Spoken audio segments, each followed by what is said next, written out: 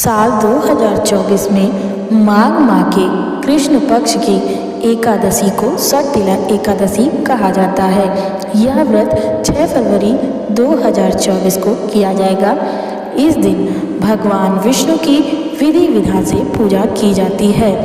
इस दिन व्रत और पूजा के साथ ही भगवान विष्णु को तिल का भोग लगाया जाता है एवं तिल के दान का भी काफ़ी महत्व होता है।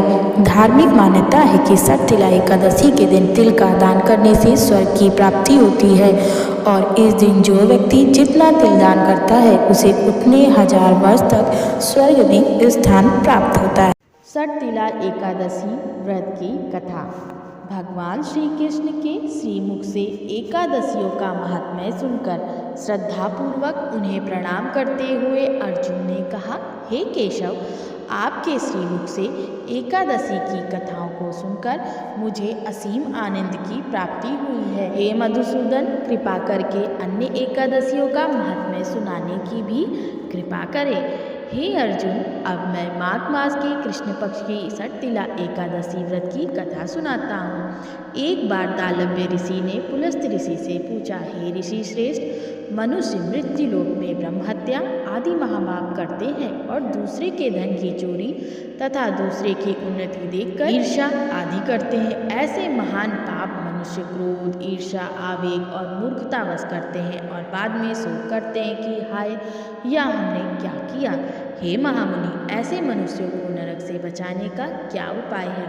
कोई ऐसा उपाय बताने की कृपा करें जिससे ऐसे मनुष्यों को नरक से बचाया जा सके, अर्थात उन्हें नरक की प्राप्ति ना हो। ऐसा कौन सा दान पुण्य है जिसके प्रभाव से नरक की यातना से बचा जा सकता है? इन सभी प्रश्नों का हल आप कृपा पूर्वक हमें बताइए। दालव्य ऋषि की बात सुन पुलस्त्य ऋषि ने कहा, हे मुनि श्रेष्ठ, आपने मुझसे अत्यंत गूढ़ प्रश्न पूछा है। इससे संसार में मनुष्यों का बहुत लाभ होगा। जिस रहस्य को इंद्र आदि देवता भी नहीं जानते, वह रहस्य मैं आपको अवश्य ही बताऊंगा। माघ मास में आने पर मनुष्य को स्नान आदि से शुद्ध रहना चाहिए और इंद्रियों को वश में करके तथा काम, क्रोध, लोभ, मोह, ईर्ष्या तथा अहंकार आदि से सर्वथा बचना चाहिए। पुष्य नक्षत्र में गोबर, कपास, तिल मिलाकर उपले बनाने चाहिए। इन उपलों में 108 बार हवन करना चाहिए। जिस दिन नक्षत्र और एकादशी तिथि हो तब अच्छे पुण्य देने वाले नियमों को ग्रहण करना चाहिए। स्नान आदि नित्य कर्म से देवों के देव भगवान श्री हरि का पूजन व कीर्तन करना चाहिए।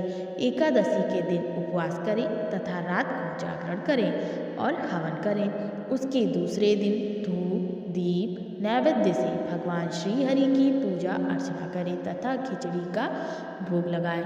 उस दिन श्री विष्णु को पेठा, नारियल, सीताफल, सुपारी सहित अर्घ्य अवश्य देना चाहिए। उसके उपरांत उनकी स्तुति करनी चाहिए। हे जगदीश्वर, आप निराश्रितों को शरण देने वाले हैं। आप संसार में डूबे हुए का उद्धार करने वाले हैं। हे कमल नयन, हे मधुसूदन, हे जगन्नाथ, हे पुंडरीकाक्ष, आप लक्ष्मी जी सहित मेरे इस तुच्छ अर्घ्य को स्वीकार कीजिए। इसके पश्चात ब्राह्मण को जल से भरा घड़ा और तिल दान करना चाहिए। यदि संभव हो तो ब्राह्मण को गौ और तिल का दान करें। इस प्रकार मनुष्य जितने तिलों का दान करता है वह उतने ही सहस्त्र वर्ष स्वर्ग में वास करता है।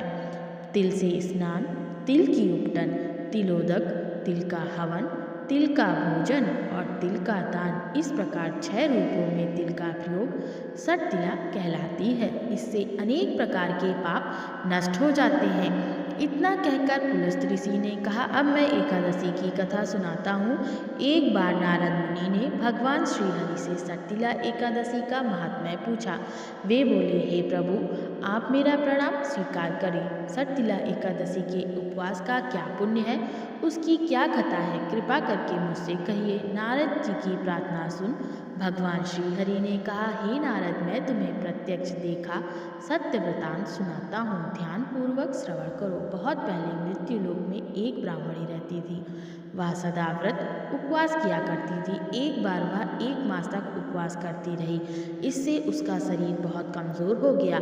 वह अत्यंत बुद्धिमान थी। फिर उसने कभी भी देवताओं तथा ब्राह्मणों के निमित्त अनादि का दान नहीं किया। मैंने चिंतन किया कि इस ब्राह्मणी ने उपवास आदि से अपना शरीर तो पवित्र कर लिया तथा इसको वैकुंठ लोक भी प्राप्त हो जाएगा, किंतु इसने कभी अन्न दान नहीं किया। अन्न के बिना जीव की तृप्ति होना कठिन है। ऐसा चिंतन कर मैं मृत्यु लोक में गया और उस ब्राह्मणी से अन्न की भिक्षा मांगी। इस पर ब्राह्मणी ने कहा, हे योगी राज, आप यहाँ किस लिए पधारे? मैंने कहा, मुझे भिक्षा चाहिए। इस पर उसने मुझे एक मिट्टी का पिंड दे दिया। मैं उस पिंड को लेकर स्वर्ग लौट आया। कुछ समय व्यतीत होने पर वह ब्राह्मणी शरीर त्याग कर स्वर्ग आई। मिट्टी के पिंड के प्रभाव से उसे उस जगह एक आम वृक्ष सहित घर मिला, किंतु उसने उस घर को अन्य वस्तुओं से खाली पाया। वह घबराई और मेरे पास आई और बोली, हे प्रभु, मैंने अनेक व्रत आदि से आपका पूजन किया, किंतु फिर भी मेरा घर वस्तुओं से रिक्त है। इसका क्या कारण है? मैंने कहा, तुम अपने घर जाओ और जब देव स्त्रियाँ तुम्हें देखने आए तब तुम उन्हें सट्टिला एकादशी व्रत का महात्म्य और उसका विधान पूछना। जब तक वह ना बताएं तब तक द्वार नहीं खोलना। प्रभु के ऐसे वचन सुनकर वह अपने घर गई और जब देव स्त्रियाँ आईं और द्वार खोलने के लिए कहने लगी, तब उस ब्राह्मणी ने कहा, यदि आप मुझे देखने आई हैं तो पहले मुझे सट्टिला एकादशी का महात्म्य बताएं। तब उनमें से एक देव स्त्री ने कहा, यदि तुम्हारी यही इच्छा है तो ध्यानपूर्वक श्रवण करो। मैं तुमसे एकादशी का व्रत और उसका महात्म्य विधान सहित कहती हूँ। जब उस देव स्त्री ने सट्टिला एकादशी का महात्म्य सुना दिया तब उस ब्राह्मणी ने द्वार खोल दिया। देव स्त्रियों ने ब्राह्मणी को सब स्त्रियों से अलग पाया।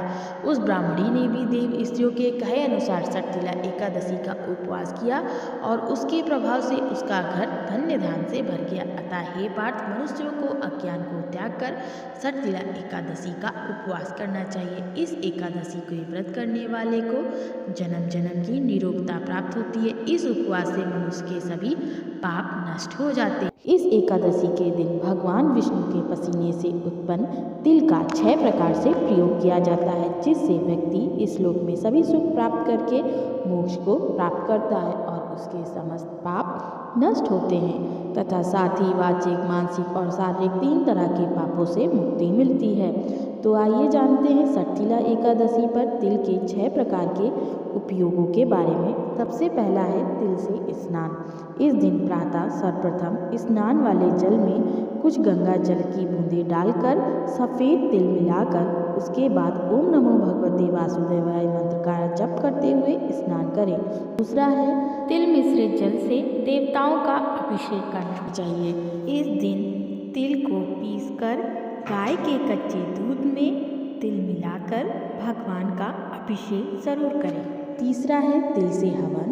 शास्त्रों के अनुसार तिल से हवन करना बेहद शुभ माना गया। इस दिन हवन करने से पहले गाय के घी में तिल को मिला लें और उसके बाद ओम नमो भगवते वासुदेवाय नमः मंत्र का जप करते हुए हवन करें। चौथा है तर्पण। इस दिन तिल मिश्रित जल से पितरों का तर्पण करने से उनका आशीर्वाद मिलता है।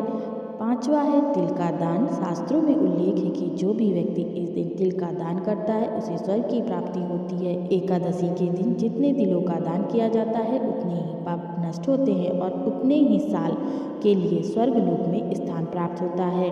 काले तिल के दान से विशेष रूप से शनि दोष शांत होता है। छठा है तिल का सेवन। इस दिन सायकाल के समय फलाहार के रूप में तिल का सेवन अवश्य करें और भगवान विष्णु व माता लक्ष्मी को भोग लगाएं। साथ ही गरीब व जरूरतमंद को तिल से बनी हुई चीज़ों का भोजन कराएं। आशा है आपको ये वीडियो पसंद आई।